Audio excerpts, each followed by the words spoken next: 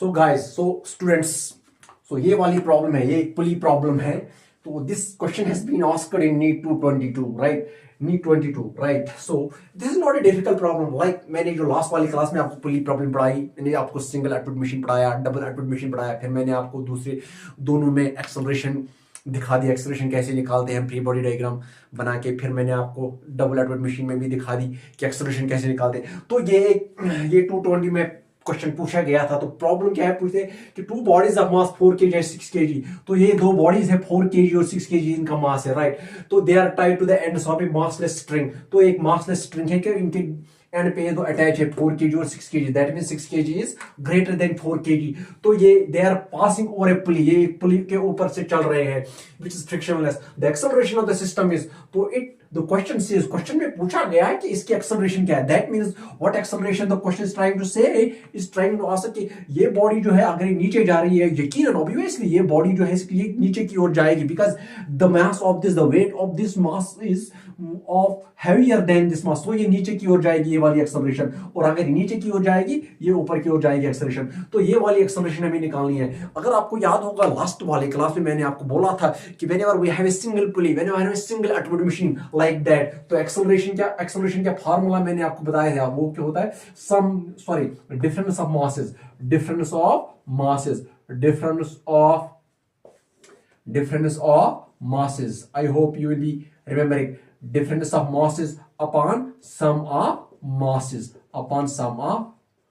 masses into g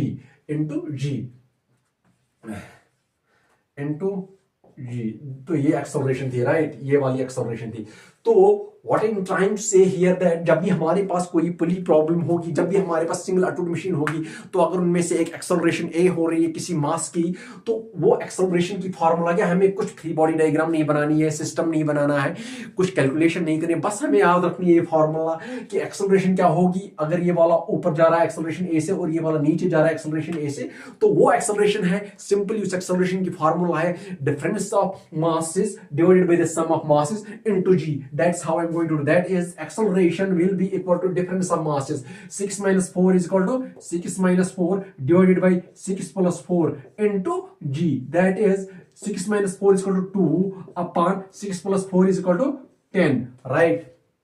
So it means into g, that is equal to g upon 5. तो इसका answer ये है, तो बी है. तो देख लो कितनी इजी प्रॉब्लम पूछी है उन लोगों ने कि सिंपली अगर आप लोगों ने जैसे कि मैंने ये वाली फॉर्मूला ड्राइव की थी इसकी फ्री बॉडी डायग्राम बना के, लेकिन अब एग्जाम में नीट एग्जाम में, जेडब्ल्यू एग्जाम में आपके पास उतना टाइम नहीं है, तो it is better to keep mug it up, just remember it, memorise it. मतलब प्रैक्टिस कर करके, मतलब जब भी सिंगल पुली प्रॉब्लम होगी, जब भी कोई सिंगल पुली सिस्टम होगा आपके पास ये, तो अगर इनमें पूछा गया, अगर क्वेश्चन में पूछा गया कि एक्सेलरेशन क्या है, एक सिस्टम मास जो है इसमें एक्सेलरेशन क्या है, तो सिंपली फार्मूला आपको लानी है दिमाग में कि difference of acceleration is equal to difference of masses divided by addition of masses into g. तो सिमिलरली अगर टेंशन बोला गया था कि इस स्ट्रिंग में टेंशन क्या है, वो टेंशन की फार्मूला क्या है, 2 times m1 m2 upon m1 plus m2 into g. लेकिन यहां पे सिर्फ पूछा गया है क्या कि एक्सेलरेशन क्या है, तो मैंने सिंपली ले ली difference of mass sum of masses. तो ये वाली प्रॉब्लम जो है ये नीट 220 में आ गई थी, 22 में आ गई थी, राइट? 220 में आ गई थी प्रॉब्लम नीट. आप देखो कितनी इजी प्रॉब्लम थी. I hope you are getting it, you are understanding. So similarly यही वाली प्रॉब्लम पूछी गई थी किस एग्जाम में, 220 में, यही वाली 2000 में, 2000 में यही वाली प्रॉब्लम पूछी गई थी. लेकिन उस समय उन्होंने 5G, हाँ, यही वाली प्रॉब्लम 2000 में पूछी गई थी. लेकिन बस उन लोगों ने क्या किया था, ये जो है ये मास चेंज किए हैं उन्होंने. वो मास कितने थे, 5 kg 10 kg. That is 5 kg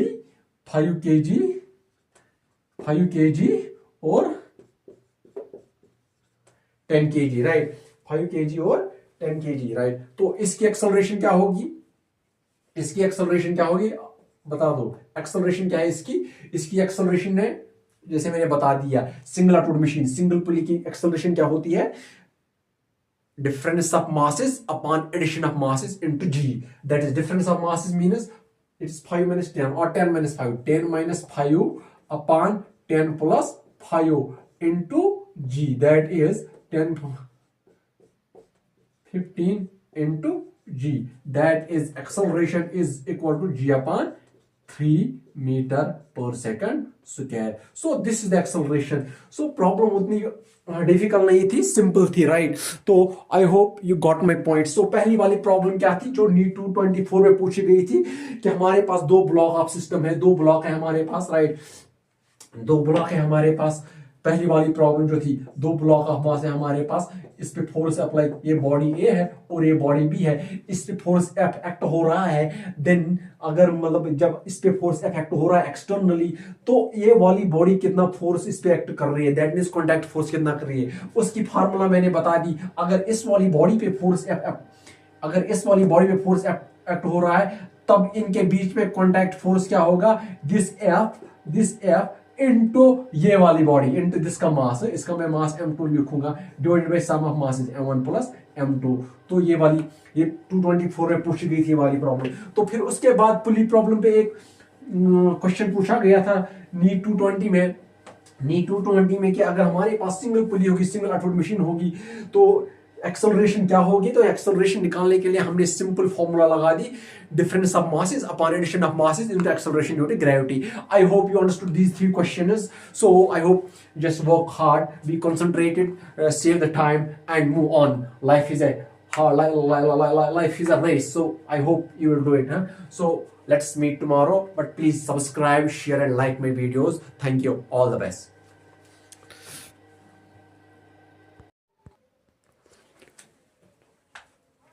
welcome students to physics foundation classes.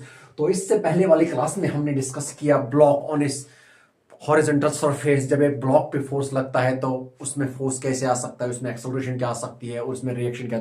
उसके बाद हमने कॉन्टैक्ट फोर्सेस पढ़े. जब दो ब्लॉक ऑफ मास, जब दो ब्लॉक्स एक दूसरे के कॉन्टैक्ट में है तो उनके बीच में फोर्स कैसा आता है.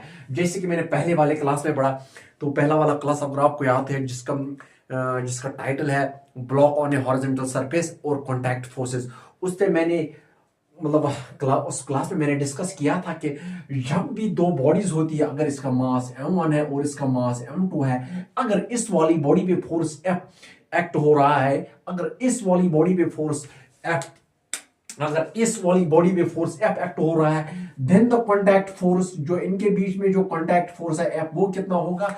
अगर इस फिर से मैं एक बार बताता हूं, जो पहले वाले क्लास में मैंने डिस्कस किया, बता दिया कि जब दो block of masses m1 m2 है, एक दूसरे के कांटेक्ट में है, तब जाके अगर इस वाले ब्लॉक ऑफ मास m1 पे फोर्स इफेक्ट हो रहा है, देन कांटेक्ट फोर्स क्या होगा इस बॉडी की वजह से, वो होगा ये F जो हमने बाहर से लगा दिया इनटू दैट मास जिस बॉडी पे फोर्स अप्लाई नहीं हो रहा है, that is mass m2 upon addition of masses m1 plus m2. यही हमने इससे पहले किया था. नो, अब ये देखते हैं कि नीट 224 प्रॉब्लम क्या है. नीट 224 प्रॉब्लम क्या है.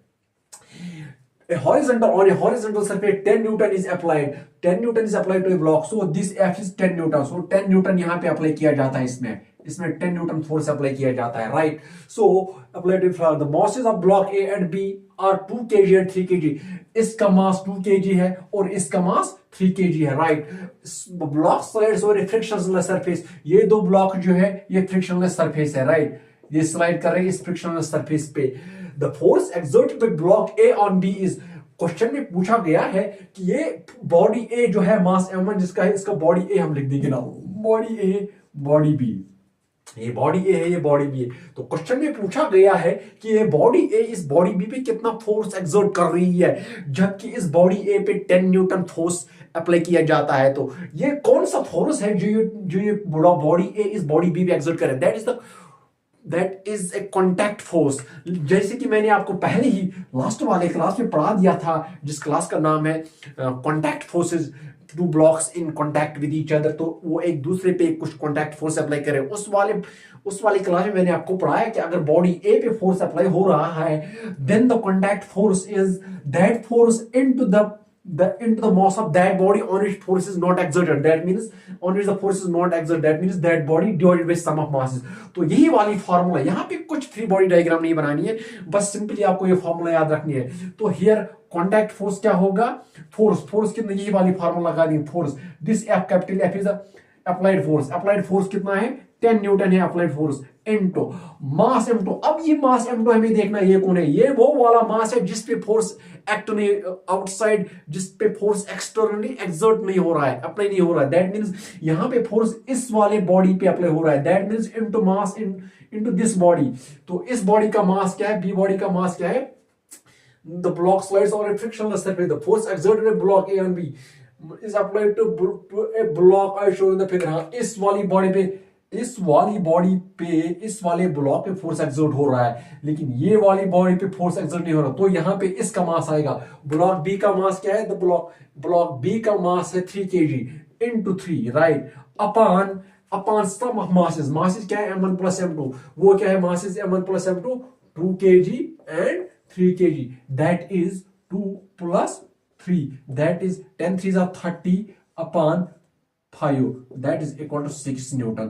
तो इनके तो ये बॉडी इस बॉडी पे कितना कॉन्टैक्ट फोर्स अप्लाई कर रही है, एक्सर्ट कर रही है, that is equal to 6 newton. तो ये वाला आंसर है इसका। तो that was the problem which was asked in NEET 2024। So इसमें कुछ नहीं करना है, जस्ट आपको फ्री बॉडी नहीं, डायग्राम नहीं बनानी है, सिस्टम नहीं देखना है। बस जब भी दो blocks in contact with each other होते हैं तो आपको ये वाली फार्मूला याद रखनी है, ये वाली फार्मूला आपको याद रखनी है जो मैंने यहाँ पे इस सर्कल में बना दी, राइट। बस आपको, लेकिन ये वाली फार्मूला है जो it's only valid whenever only two bodies are in contact with each other. Whenever 3 bodies are in contact with each other like this, then उस समय में दूसरी फार्मूला आपको बता दूंगा। तो ये वो वाली फार्मूला है, राइट। ये 2024 नीट क्वेश्चन एग्जाम में पूछी गई थी, राइट, कि अगर इस बॉडी पे 10 न्यूटन फोर्स अप्लाई किया जाता है तो आप ये बता दीजिए कि इसकी वजह से ये इस पे कितना कॉन्टैक्ट फोर्स अप्लाई हो रहा है। तो इसमें अब हो सकता है in the future exam, in next year exam और in this year NEET exam they can ask the same question, but वहां वो क्या कर देंगे, वहां वो इस वाली बॉडी पे फोर्स 10 न्यूटन अप्लाई कर सकते हैं, राइट। तो आपको क्या करना है, बस सिंपली इस फार्मूला में आपको उस समय ये वाला मास लगाना है, इसका मास लगाना है इसके बदले में, that is equal to 2 kg। Simply ये फार्मूला लगानी है।